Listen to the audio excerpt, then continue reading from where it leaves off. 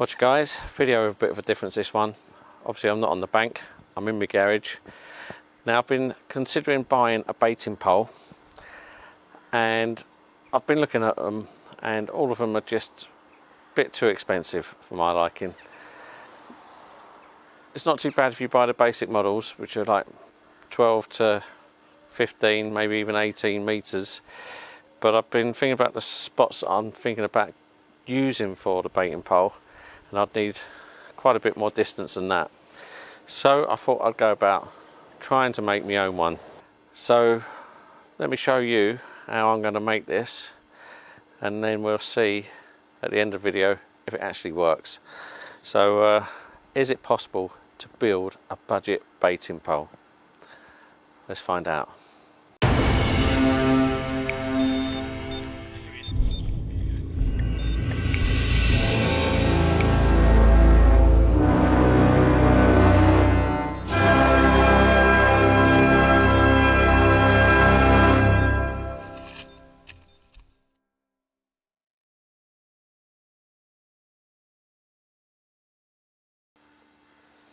Okay guys, so like I say, to buy a pole off the shelf works out quite expensive for the distances I want to use it at. I want to be hitting spots between 6 and 7 wraps out. So 6 to 7 wraps, so 7 wraps, 7 times 4 is 28, so it's 28 yards. 28 yards into meters works out about 25 meters. So with 14 of these, I'm hitting well over the 25 meters. Like I say, I've got extra to what I want really, but like I say, it's only 2 or 3 quid a pole, if that, and yeah, so it's quite cheap. Now what I'm going to use to connect the poles are these male and female connectors, and again these are a couple of quid for 2,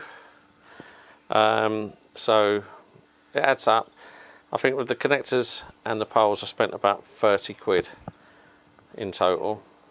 That's not allowing for the glue, and I've also got some foam, and I'll explain why I've got the foam in a second. But yeah, so about 30 quid. Now if it works, it'd be brilliant and I've saved a heck of a lot of money. If it doesn't work for the long distances, I think at the very least I'll get a baiting pole that's, you know, maybe 12 meters long, that's usable, again for a very cheap price. But let's see what gives. Okay, before I took the dive and bought all the lengths of pole, I did buy a couple of lengths, and I've cut it down to smaller sections just because I wanted to test it and I wanted to see how rigid it was, and it's pretty rigid, this stuff. And also I want to see if by adding the expanding foam into the pole, whether it made it more rigid, and also I want to make sure that it floats, just in case the pole was to come apart in the water. I don't want it sinking to the bottom. So what I did was done a test. One test where the entire pole, this one here is the entire pole done, and it's got foam all the way through. And I've done another test where I just put a bit of foam in each end, so trapping the air inside the tube like so. And both of these float very well. If you push them under the water, no air bubbles come out of either of them, and yeah, they want to float very much so. So what I'm thinking, and like I say, they're pretty rigid, I don't think it's actually made that much difference putting the foam in as to how bendy they are. I would say yes, the one without the foam all the way through is probably slightly more bendy, but very little in it, if I'm honest.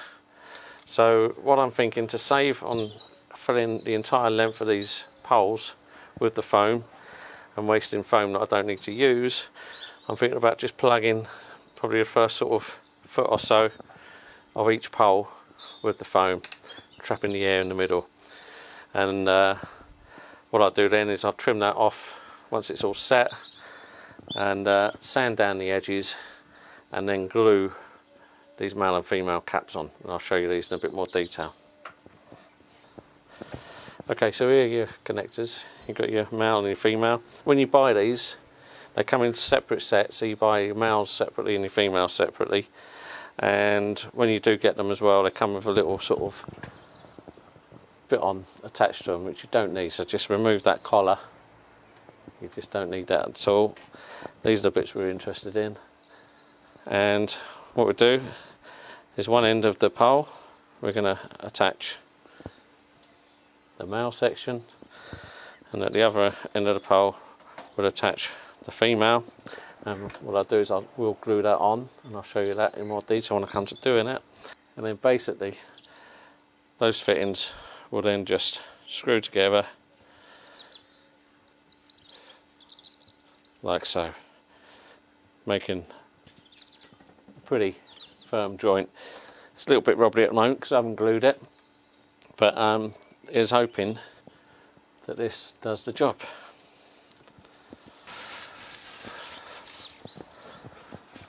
So first things first, what I'm going to do is use the expanding foam, and like I said, I'm going to plug up the ends of each of these poles, and then we've got to let it set for a couple of hours. So I'm going to do that whilst wearing the protective gloves that come with it, because it's pretty horrendous stuff. You don't want this getting on your hands. Yeah, it's pretty corrosive, so be careful when using this. And also what I'm going to do is underneath the ends of the poles I'm going to put something to protect the floor, so I don't get any foam dripping out the ends of the poles and ruining the floor in the garage. It's not that great a floor anyway, but I don't want to make it worse. So yeah, without further ado, let's get filling the tubes. So make sure the can is shaken well.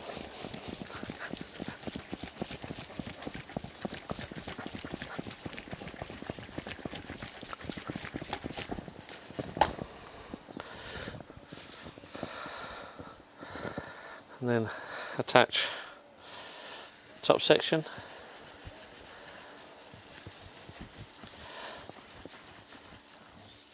Like so. And then it's got to be used inverted, so it's upside down like so.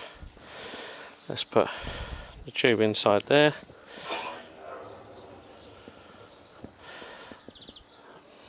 That should be enough for that one.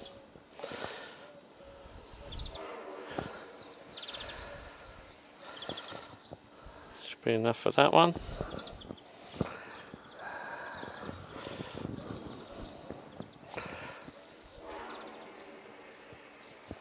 Should be enough for that one.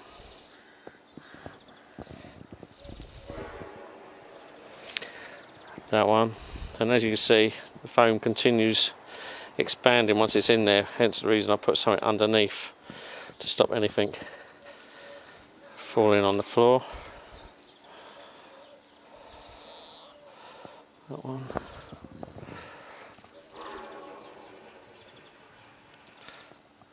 That one.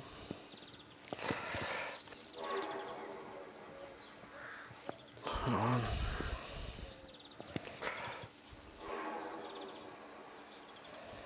We're still continuing to expand.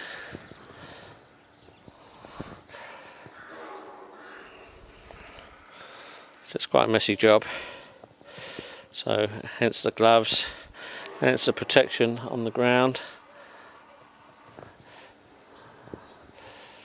And then once I've done this side, I'll do exactly the same at the other end.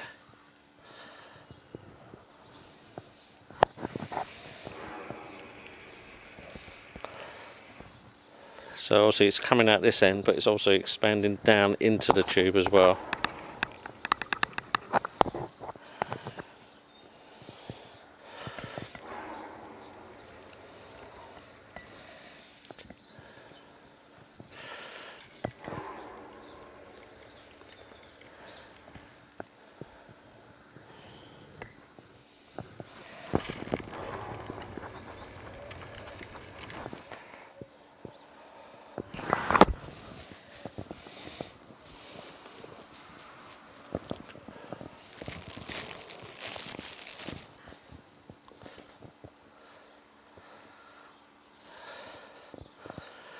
Quite satisfying seeing all that come out of there.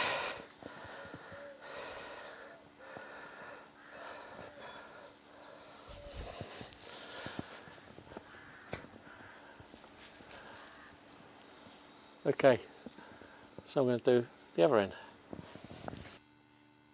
For the next section, the microphone wasn't working, so I'm having to resort to doing a voiceover, so please bear with me. Okay, so for the attaching of the spoon, I'm actually using the inside of an old bank stick from a broken rod pod I used to use. I'm using the female section of the attachments, and I'm keeping the little collar in the top of the attachment because it makes it fit nice and snug onto the bank stick. What I've also done is put some electrical tape around the end of the bank stick so it fits nice and snug into the female section. And what I want to do is, before the foam sets, is using some Gorilla glue the bank stick into the female section, and then in turn glue it onto the pole. To help the glue fix onto the pole, what I will do is actually rub around the end of the pole with a bit of sandpaper to give it a bit of a key for glue to actually stick to. So here it goes. It doesn't need too much glue, just a thin line of glue around the circumference of the tube, and just as I'm sticking on, I'm just spinning it around a little bit just to get the glue to cover every part of the inside. Now this glue is really quite thick, it's like a treacle, and it's very hard to come out of the tube. So yeah, once you get it going it's okay, but to get it started it needs a bit of a squeeze. But like I say, just a thin line around the entire circumference of the pole. And it's water activated, this, so it's best if you put a bit of water inside the fitting you're putting it onto. And then just inserting the bank stick and the female section onto the end. Like I say, I'm doing this before the foam sets. Got a little bit too much glue in there, but we'll wipe that clean. Like so.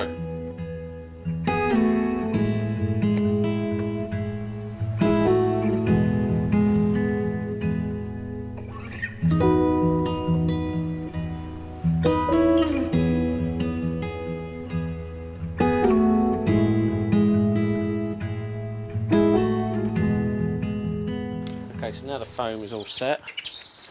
Just going to put that down and cut off the excess on these.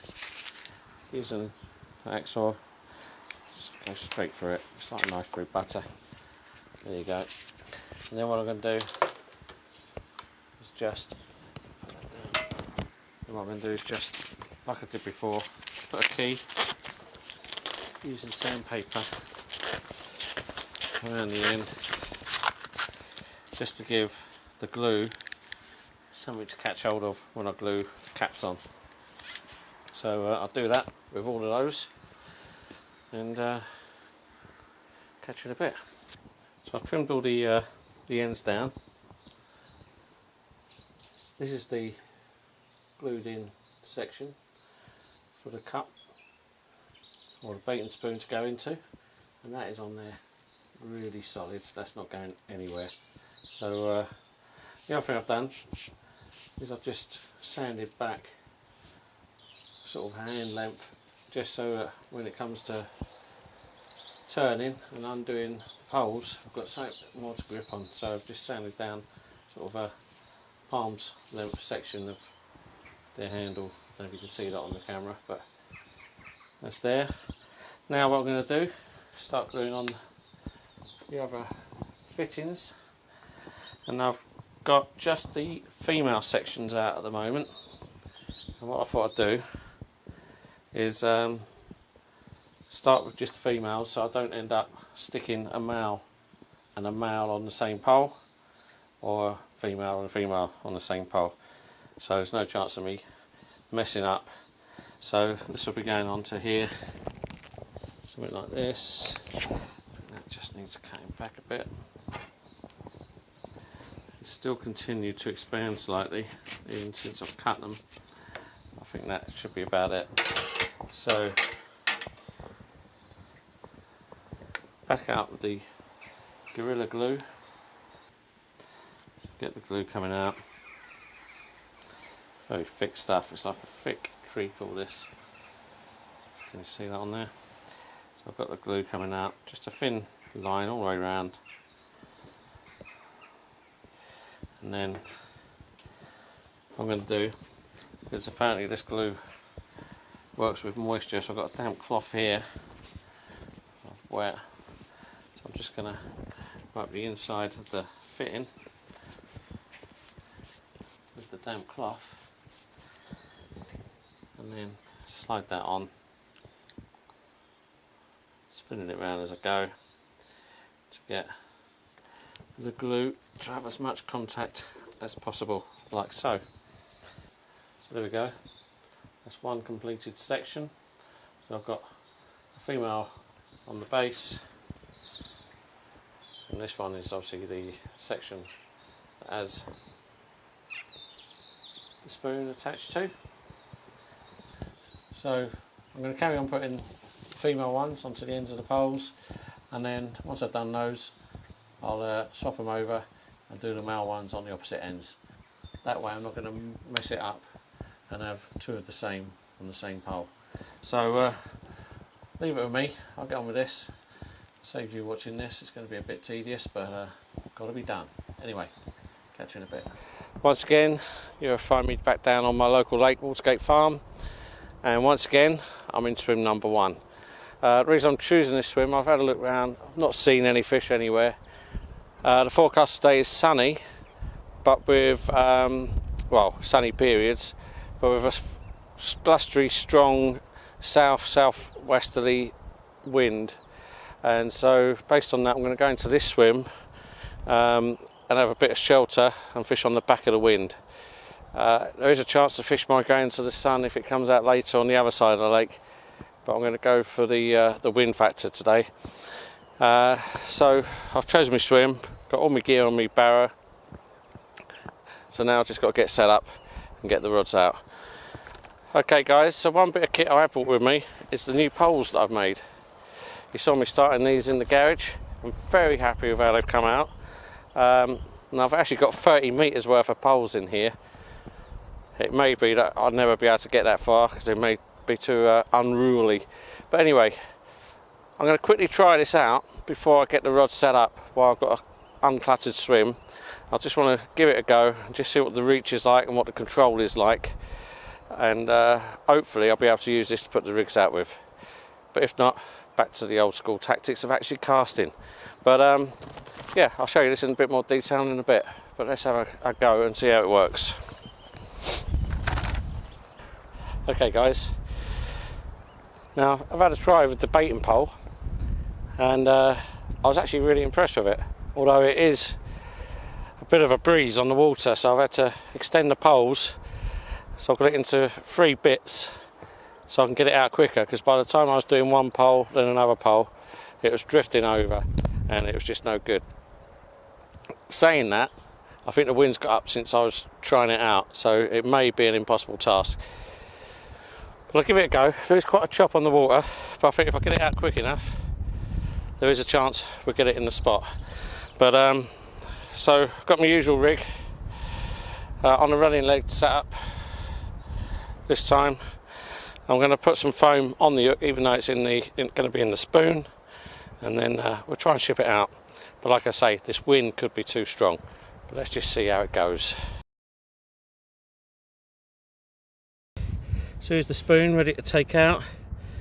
I've got my anti-tangle tube coming out the back, got the lead on a running lead setup, sprinkling of crumb, and my hook is sandwiched between 2 bits of dissolvable foam, which is also stuck to the lip of the spoon, and I've also put a little PVA bag onto the hook so that there should be a nice parcel of bait right next to the hook when it lands. So let's see if I can get this out there. It's a little bit choppy, so it could be a bit tricky, but we'll have a go.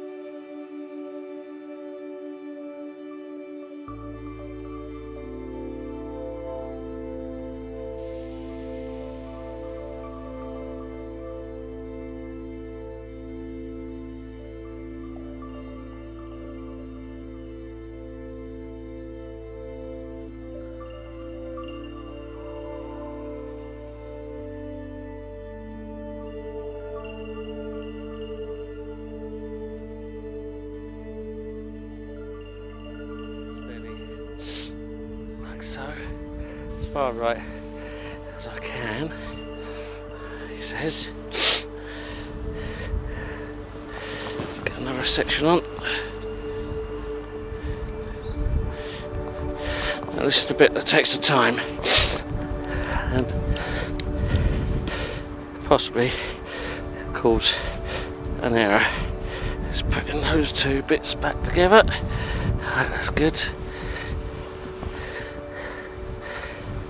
That. It's a case of doing it as quick as possible before the wind grabs the pole, which it's bound to. I can feel it doing it now. Need to quickly get this other section on.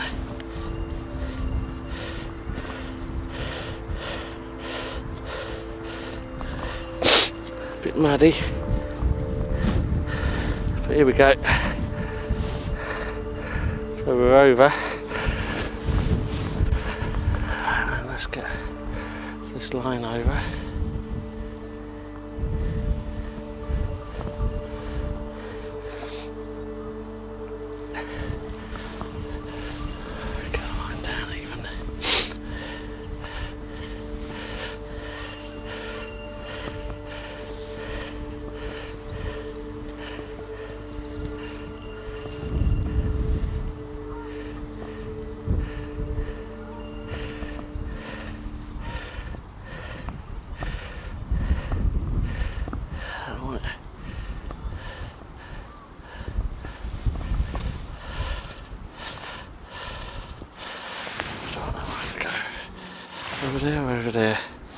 Over there. Tip it there. Happy days. Let's get over the line.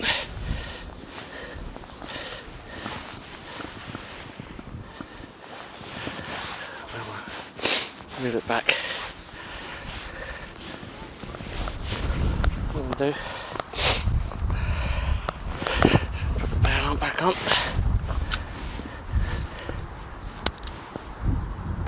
It. And there we go.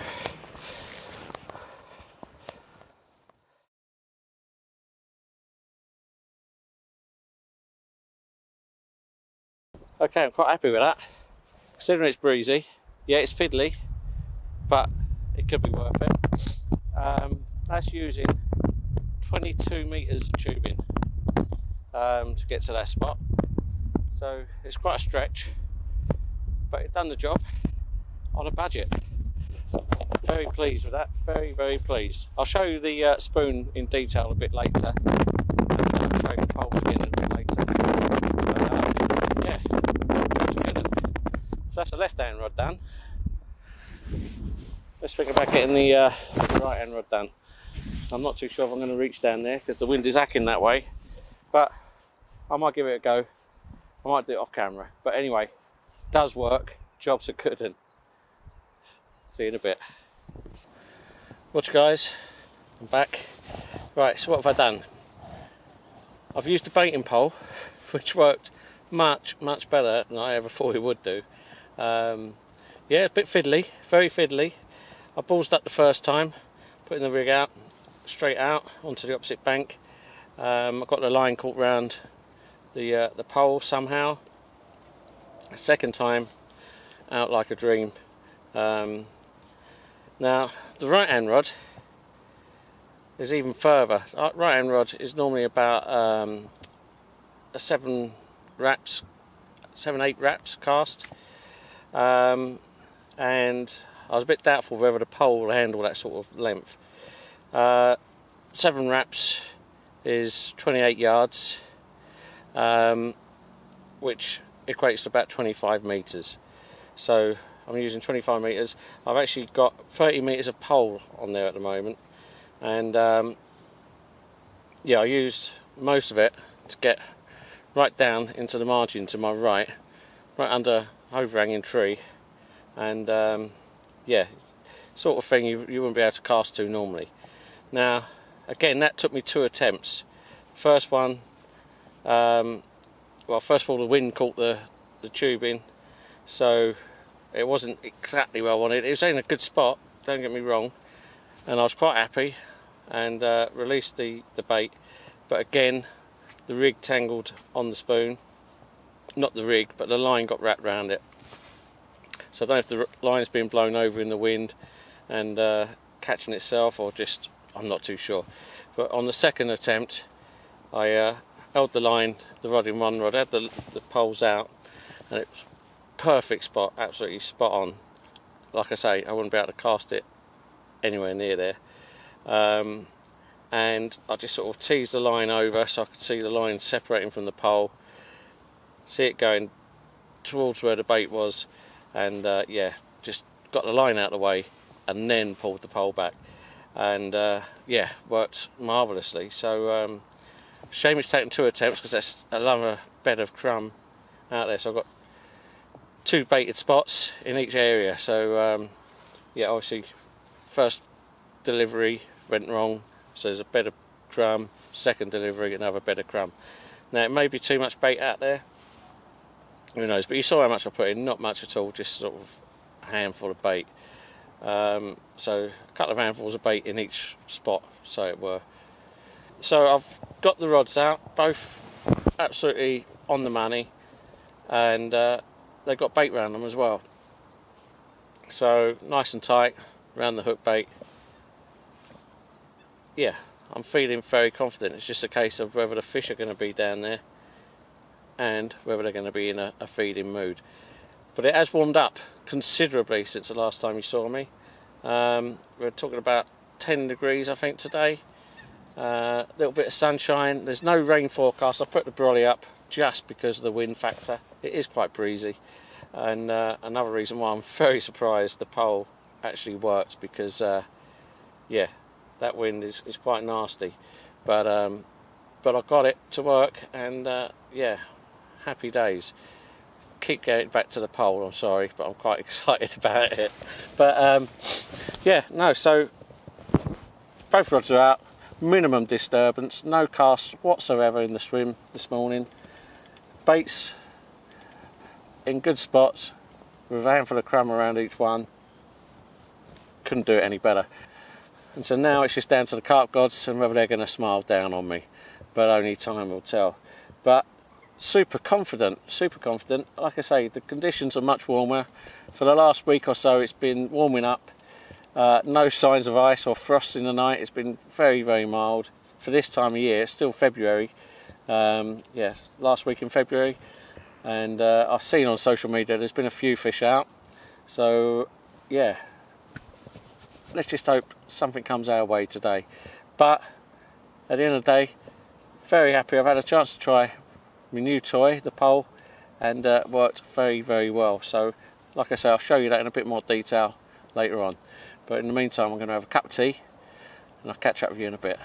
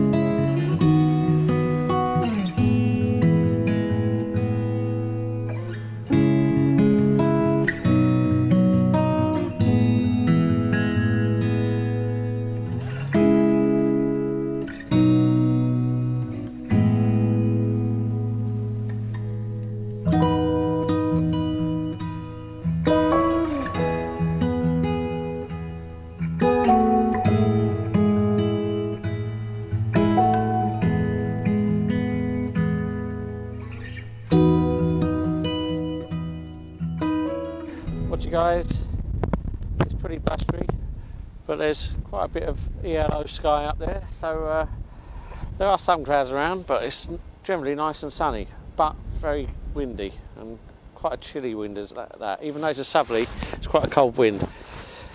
Hopefully you can hear me on the mic. Now, like I said, I wanted to show you the my baiting pole that I made in a little bit more detail. So you saw what I've done with the poles themselves. They're 25mm conduit, heavy duty, quite rigid conduit, and I've plugged each end. It's probably gone most of the way through the tube, to be fair, with expanding foam. So it's pretty much filled with expanding foam, and on each end I put a male and a female connector. On this one, with the actual spoon in itself, I glued, as I showed you, an old sort of bank stick that was part of an old crappy rod pod I used to have. So it's the leg of one of the pods is glued inside the end of the pole. I've put a female adapter on the end because it sort of helped hold that in place as well. Also sort of finishes it off quite nicely, I think. So you've got the thread in the end, that's all glued on nice and solid. Just put a bit of tape on there just so I know when it's in the bag that's the one that the spoon goes into. Saves me searching the ends. So like I say, screw the spoon in. Now the spoon itself I've got online. I've actually bought a spoon, however I have adapted it somewhat.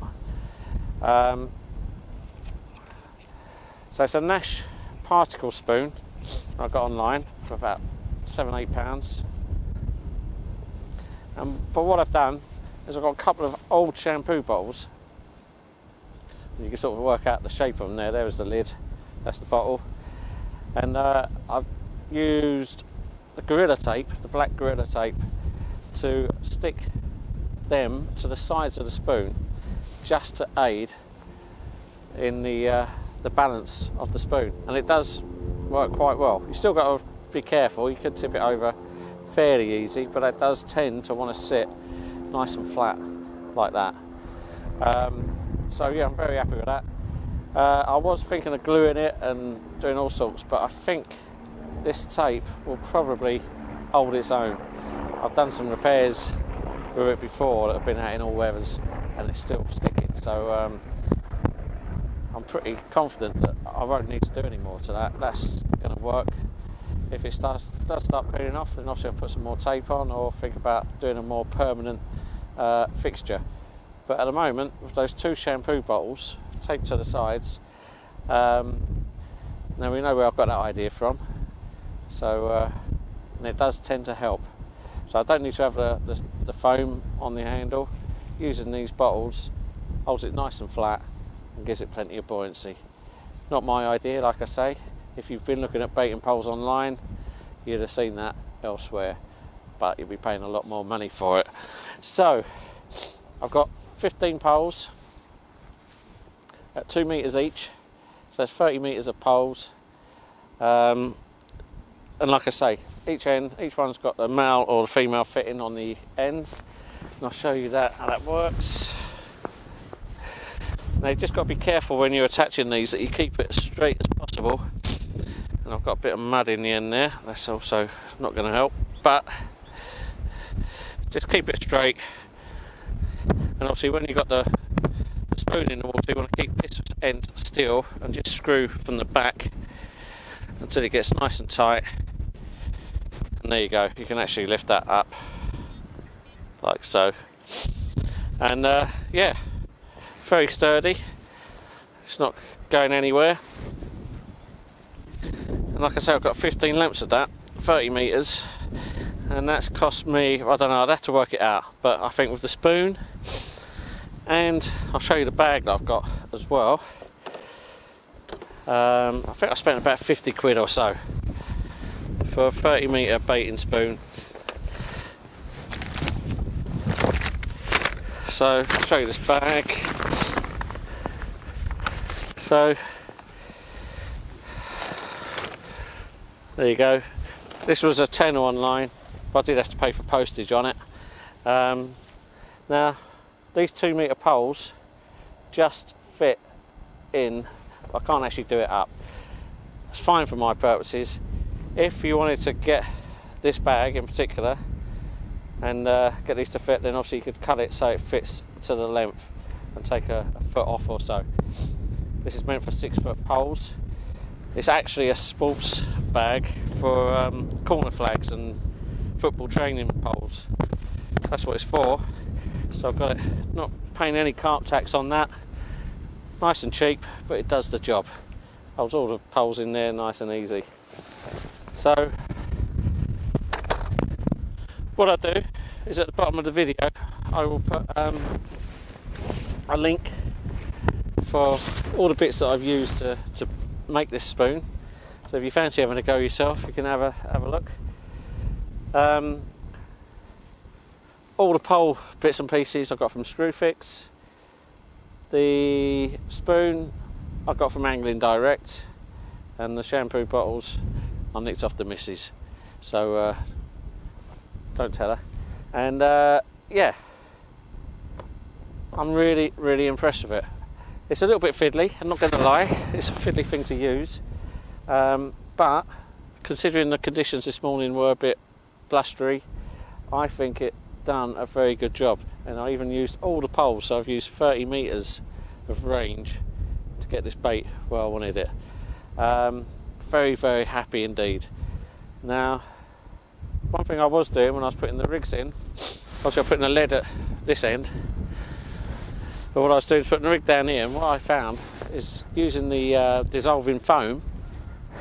Obviously put the dissolving foam on the hook as per normal, but then what I was doing, I was licking the side of the foam and actually sort of sticking it to the top of the spoon here, so that it kept the distance between the lead and the hook. And yeah, and then put a bit of bait over the top of the hook length itself. Seemed to work.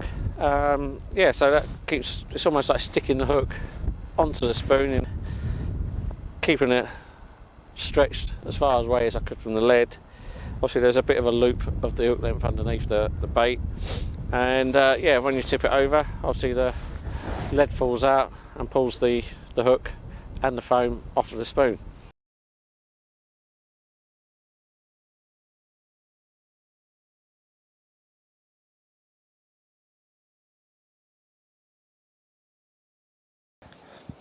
Okay guys, just getting on for 1 o'clock, and a little while ago, left hand rod shot to the top. I thought yes, I'm in, so I've run over, but it stopped just below the rod butt and then it slowly came back down again. So it could have been a liner. There was no bird life out there, so it wasn't a tufty or a coot or anything. It was some sort of fish activity. Now I think I've actually been done on that rod. I think somebody's picked the bait up and spat it out. There is a chance it was a fish hitting the line, but it's a bit too quick for a liner for my reckoning. So yeah, it looks like I've been done. I've not changed it. I've left it where it is. I'm going to keep it where it is and hope that rig has reset itself if it was a pickup, and that yeah, we get another chance of a fish on there.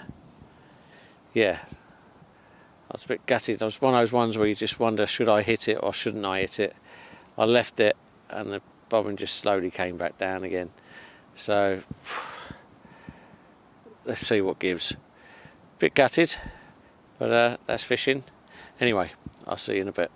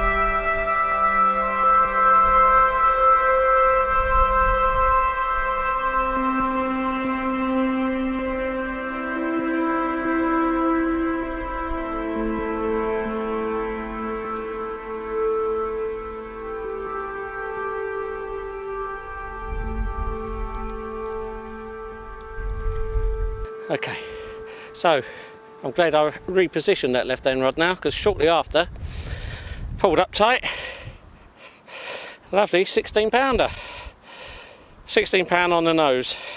So happy days. At least I'm not blanking, which is good. Shoot, shoot, and shoot, and shoot, shoot, and shoot. I'll show you the other side, but it's a pretty fish. Very nice. Gave a good account for itself as well. And like I say, that's the one I've just repositioned using the pole. It felt like I've got it on the money when I dropped it, and obviously was. So yeah, very happy. It's always nice to get one out of here, whatever size they are, and they're all stunners. They really are. So here's the other side, that beautiful 16 pound Watergate mirror. Happy days. And shoot, shoot, and shoot, and shoot. Happy days, shoot. Anyway, I'm going to get it straight back, get the rod back out there, and I'll catch you in a bit. Okay guys, just getting on for 3 o'clock, and as you've just seen earlier, I had that lovely 16 pound scaly banger. What a fish. So happy with that, very happy. Gave an absolute tussle. Tried to get in the snags over the other side. Had to walk backwards with a tight line and just hold on, and out it came. So yeah, happy days. Very happy with that. Like I say, that came on the left hand rod, and as I mentioned earlier, I was umming and ahhing earlier because I think I had a fish eject it, and just for a sharp sort of take on the rod, it didn't go into anything. I don't think it was a line. I'm sure I was getting done by a fish, and I'm sitting here thinking, shall I, shan't I, shall I, shan't I? And in the end, got the pole back out, pulled it back out, and like I said, it was nice little spot, looked good, and yeah, I was only out there for about 20 minutes and off it went. So the stealthy tactics of the baiting pole seems to work. So I'll just put it back out with the pole again, same spot, and we'll see what gives. I'm really impressed with the way the pole's working, especially with these conditions. But what I'm doing is I'm putting the pole together as long as I can into 2 or 3 sections, and then I'm pushing it into the wind and getting as much out as quick as I can before the wind catches it. And then by the time it's where I want it, the wind just starts blowing it over, and it's a case of just waiting for the spot you want, push forward and twist, and down it goes. Very neat and very silent. So yeah, very stealthy. Anyway, time for another cup of tea, and I'll catch you in a little while. Watch you guys, just getting on for 4:30. I'm going to pack away my shelter and the non-essential stuff, including the cameras, so it could be the end of the vlog. So unless something does happen on the rods, obviously I'll get the cameras back out. So that's the end of the vlog for now, unless something does happen. But thanks for watching, and I hope you like the baiting pole. Let me know if you've got any comments about it, any questions, and I'll try and answer them. Like I say, all the bits I used to create it, I'm going to put links in the comments and the description below, so you can see there and see how much it costs to make the section. Like I say, I've got 30 metres of the pole and the spoon and the bag, and it's about 50 quid. I can't remember exactly, but there or thereabouts. A lot cheaper than buying one off the shelf. So the proof is in the pudding. The pole helped me catch the fish, and yeah, I'm very happy. At least it's not a blank. I go home and the pole is actually working, and yeah, happy days. Look forward to using that more in the future, hopefully on a few more sort of sunnier days when it's less windy and a bit more calm. It might be a bit easier, but coping in these conditions, it done very well. Anyway, catch you next time.